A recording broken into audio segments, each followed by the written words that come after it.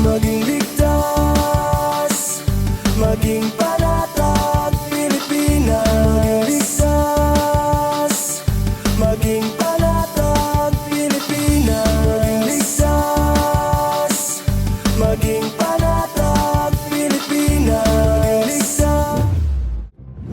Ligtas ang bayan kung laging handa ang mamamayan. Tunghayan ang mga balita at kwento ng kahandaan, pagtutulungan at mabilis na aksyon sa Civil Defense in Action.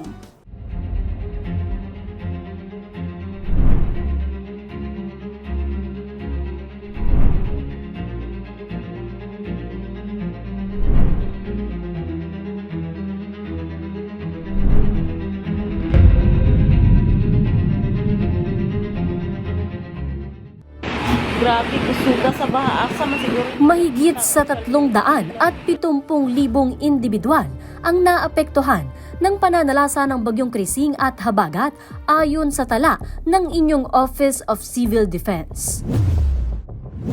Sinabi ni OCD Deputy Spokesperson Diego Mariano, nasa 22,000 pa rin ang nananatili sa mga evacuation centers habang nasa 20,000 naman ang nanunuluyan sa mga kaibigan o kaanak. Sa panayam sa DZMM Teleradyo, sinabi ni Mariano na patuloy nilang binabantayan ang iba pang pumapasok na ulat kaugnay sa epekto ng bagyo at habagat. Ang Central Luzon ang pinakamatinding tinamaan anya na may 40,000 ang mga individual na lumikas. Sumunod ang Central Visayas na mahigit 21,000 ang lumikas. And unfortunately, meron po tayong reported na tatlong namatay na for validation pa po, no? So ito po ay sa Camiguin, Lanao del Norte, tsaka Davao Oriental po, no? Tsaka 3 missing din po na for validation. Bukod dyan, ay bineberipika pa ng inyong OCD ang ulat ng 3 nawawalang individual. Sa ulat naman ng Social Welfare Development, sinabi ni spokesperson Irene Dumlao na mahigit 500 at 23,000 individual na ang naapektuhan ng bagyo. Aabot naman sa 37 million pesos na halaga ng family food packs ang naipamahagi sa mga bakwit. Dani Lagman para sa Civil Defense in Action. Malawakang pagbaha ang naranasan sa iba't ibang panig ng bansa sa pananalasa ng Bagyong Krising na mas pinatindi pa ng southwest monsoon o habagat nitong nakaraang weekend. Tuloy ang pag-agapay ng mga ahensya ng pamahalaan na mayani naman ang katatagan ng ating mga kababayan. Buong tapang na tinawid ang Burwangan River ng mga tauhan ng DSWD Quick Response Team Field Office Antique kahit malakas ang current nito. Makapagatid lamang ng may 200 family food packs sa mga residente. Hindi na kayang daanan ng mga sasakyan ang kalsadang ito patungong tulay ng Marilao, Bulacan. Halos abot na sa bubong ang baha sa Barangay San Teodoro, Binalbagan, Negros Occidental. Rumagasa ang baha sa Barangay Santa Ana sa Tibyao, Antique. Sa lakas ng agos, halos tangayin na ng baha ang mga motorsiklo sa kalsada. Nagmistulang dagat ang bahaging ito ng Barangay Santo Rosario sa Tibyao, Antique. Agad na umaksyon ang La Union Provincial Disaster Risk Reduction and Management Office at Provincial Engineering Office at nagsagawa ng clearing operations sa Barangay Suyo, Bagulin matapos ang landslide sa lugar. Patuloy pa rin ang rockfall sa bungad ng rock shed sa Camp 6, Tuba, Benguet, kaya't hindi pa ito pinapadaanan sa mga tao at sasakyan. Inagos ng baha ang mga punla mula sa bukid sa bayan ng Kalintaan, Occidental Mindoro, na siya namang pinulot sa tubig ng mga residente. Nirescue naman ng mga tauhan ng Coast Guard District sa Palawan ang na-stranded na lagpas 200 residente ng Purok Nara, Barangay Siksikan. Sa Barangay Marina, Binalbagan, Negros Occidental, tinutulak na lang ang mga nasirang sasakyan, mga kalabaw na lang ang sinasakyan ng mga residente. Ikinabahala naman ng mga residente ng Barangay San Agustin sa Malabon ang tila kulay gatas na baha alas 9 ng umaga nitong Sabado na tumagal ng 3 oras. Inatasan na ng Malabon City DRRMO ang local health department para imbestigahan ang insidente. Hinala ng otoridad, kemikal ito galing sa kalapit na pabrika sa lungsod. Sa lakas ng hangin at ulan, bumagsak ang isang billboard sa C5 Katipunan, tapat ng Ateneo de Manila University at tumama sa 2 sasakyan. Sa kuha ng CCTV, sa Cannon Road sa Barangay Camp 7, Baguio City, kita ang pagkataranta ng isang asong nakatali sa kulungan at bumagsak ang isang malaking bato. Nagulungan ang kulungan ng aso sa kadumagan sa isang kotse. Namatay ang aso. Wala namang napinsala sa mga nakatira roon. Ayon sa Weather Bureau, magpapatuloy pa rin ang malalakas na pag-ulan sa Metro Manila at iba pang lugar at lalawigan sa Luzon hanggang sa Martes. Habang patuloy ang naging pagbuhos ng ulan, dala ng bagyong Krising at Habagat, patuloy din ang pagbuhos ng tulong mula sa iba't ibang ahensya ng pamahalaan. Sa Barangay Cabanbanan, Himamaylan City, Negros Occidental, naghatid ng tulong ang Philippine Coast Guard, katuwang ang City Social Welfare and Development, Bureau of Fire Protection Himamaylan at 542nd Engineering Battalion ng Philippine Army ng relief packs sa 35 pamilya o nasa 100 at 6 na individual na naapektuhan ng bagyong Krising. Nakiisa rin ang PCG sa Mobile Relief Operations sa Barangay Andulawan, Ilog, Negros Occidental.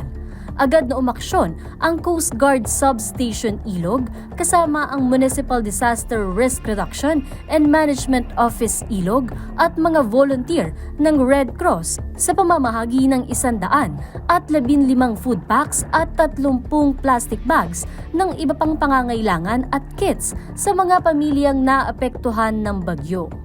Habang kahapon pa nakaantabay ang nasa 100 at 43 volunteers sa iba't ibang bahagi ng bansa para naman i-monitor ang water level ng mga ilog. Ito ay bilang paghahanda sa banta ng baha dulot ng Habagat at Krising para makapagsagawa agad ng paglikas kung kinakailangan. Matagumpay din ang isinagawang evacuation operation ng PRC Negros Occidental Bacolod City Chapter Emergency Response Unit katulong ang DRRM Kabangkalan personnel sa mga apektadong residente ng Barangay Kamugao.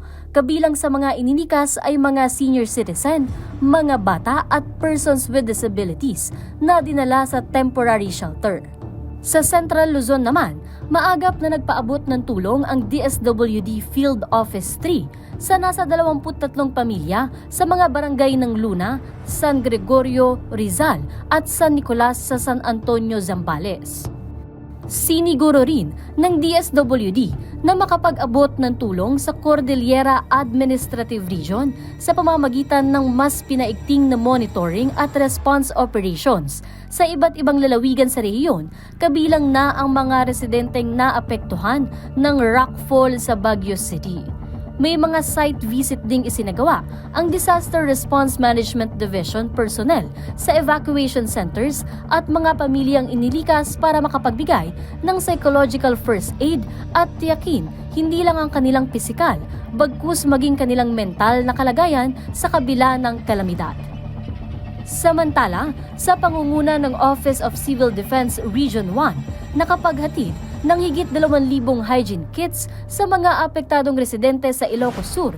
Katuwang ang RDRRMC-1 Logistics Sub-Cluster members, Naval Forces Northern Luzon, Philippine National Police Regional Office 1 at 501st Infantry Brigade ng Philippine Army. Patuloy pa rin ang pagbabantay ng inyong OCD para tumugon sa anumang emergency kahit nakalabas na ng Philippine Area of Responsibility ang bagyong Krising. Ito ay dahil nananatili pa rin ang banta ng Habagat na magdadala pa rin ng mga pag-ulan sa iba't ibang bahagi ng bansa. Alinsunod na rin ito sa direktiba ni Pangulong Ferdinand R. Marcos Jr. na siguruhing handa ang mga mamamayan para tiyak na ligtas ang lahat. Kasunod ng malakas na buhos ng ulan, bunsod ng pinaigting na habagat mula sa nagdaang bagyong Krising at namumuong low pressure area sa labas ng Philippine Area of Responsibility, tinututukan ngayon ng inyong Office of Civil Defense ang sitwasyon at epekto nito sa Negros Island region.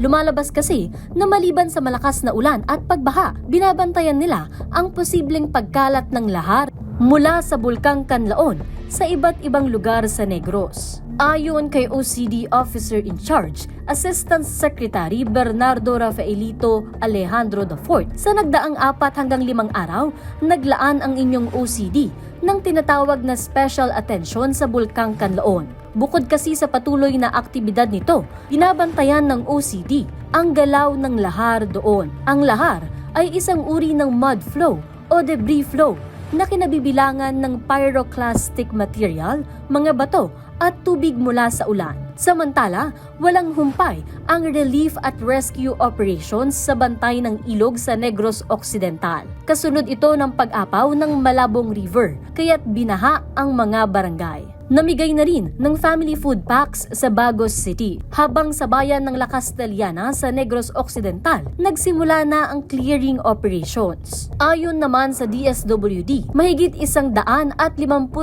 pamilya na o mahigit kalahating milyong individual ang apektado ng bagyong Krising at ng habagat. Pero sa likod ng patuloy na epekto ng habagat, nakaantabay ang pag-asa sa epekto ng sunod-sunod na pag-ulan. Malaki kasi ang posibilidad na ulanin pa rin ang ilang bahagi ng Central Luzon at Metro Manila batay sa kanilang pinakahuling 3-day weather forecast. Pinag-iingat din ng Department of Health ang mga lulusong sa baha sa banta ng leptospirosis at iba pang sakit, habang ang inyong OCD patuloy din ang pagbabantay para matiyak na ligtas ang lahat.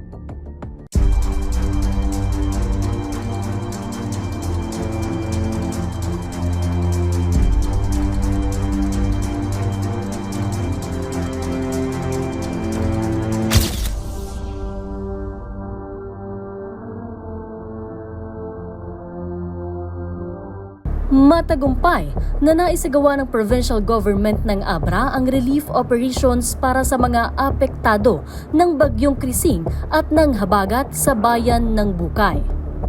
Katuwang nila rito ang Abra Provincial Risk Reduction and Management Council sa pangunguna ni Elmer Bersamin, Provincial Social Welfare and Development Office sa ilalim ni IC Molina, Social Welfare and Development Abra na pinangunahan ni Clowny Campos Cosi, Philippine National Police at Provincial Information Office sa pamamagitan ni NARDS Andanan. Naisakatuparan ang lahat ng ito sa pakikipagtulungan sa lokal na pamahalaan ng Bukay. Patunay rin ito ng diwa ng bayanihan sa pagitan ng provincial offices, mga ahensya ng pamahalaan at local government units sa paghahatid ng agarang tulong sa mga nangangailangan. Patuloy sa pagmamonitor ang Cordillera RDRRMC sa epekto ng sama ng panahon at sa pagbibigay ng tulong sa mga nasalanta sa rehiyon. Sa pamamagitan ng DSWD Cordillera, nakapreposition na ang mahigit 57,000 family food packs at mahigit 21,000 non-food items sa mga warehouse. Lahat ng ito kasado na para sa agarang distribusyon. Sa tala naman ng DSWD, aabot sa 66 na pamilya ang apektado mula sa 11 barangay sa bayan ng Bukay, Lakub at Luba sa Abra, Kalanasan sa Apayao, Aguinaldo sa Ifugao at sa Baguio City. Nagbigay naman ng logistic support ang Office of Civil Defense Cordillera sa Apayao at Kalinga. Rumesponde naman ang Mountain Province PDRRMC sa mga apektado ng sunog na nangyari sa Bangaan, Sagada noong Sabado. Sa pakikipagtulungan sa Sagada Municipal DRRM Office, naghatid ang PDRRMC ng galvanized iron sheets sa mga nasunugang pamilya. Layon nitong alalayan sila sa pagtatayo muli ng mga natupok nilang tahanan. Tumulong din ang mga tauhan ng Mountain Province Police Provincial Office at Armed Forces of the Philippines sa mabilis na pag-deliver ng mga kagamitan. Nagsagawa naman ng field validation ang OCD Region 2 sa mga bahay na nawasak ng bagyo sa Barangay Bawa sa Gonzaga, Cagayan. Layon nitong i-assess ang laki ng pinsala para masigurong maihahatid sa mga apektadong residente ang kinakailangan nilang suporta. Sa kanilang courtesy call naman kay Gonzaga Mayor Relly Dalmaceda, tinalakay ang mga issue kaugnay sa pondo ng NDRRM. Binigyang diin din ng alkalde ang kahalagahan ng pagkakaroon ng riverbank protection measures lalo't karamihan ng mga pinsala at idinulot ng pag-apaw ng Bawa at Wangag River. Namahagi din ang OCD ng non-food items sa mga apektadong pamilya para sa agaran nilang pangangailangan at para alalayan sila sa kanilang recovery. Laging tandaan na bawat segundo ay mahalaga. Ligtas ang bayan kung handa ang mamamayan. Kaya't mainam na laging handa anuman ang ganap. Dahil sa bagong Pilipinas, walang maiiwan. Ako po si Danny Lagman at ito ang Civil Defense in Action. Maging ligtas, maging panatag, Pilipinas. Maging panatag, Pilipinas. Maging panatag, Pilipinas. Maging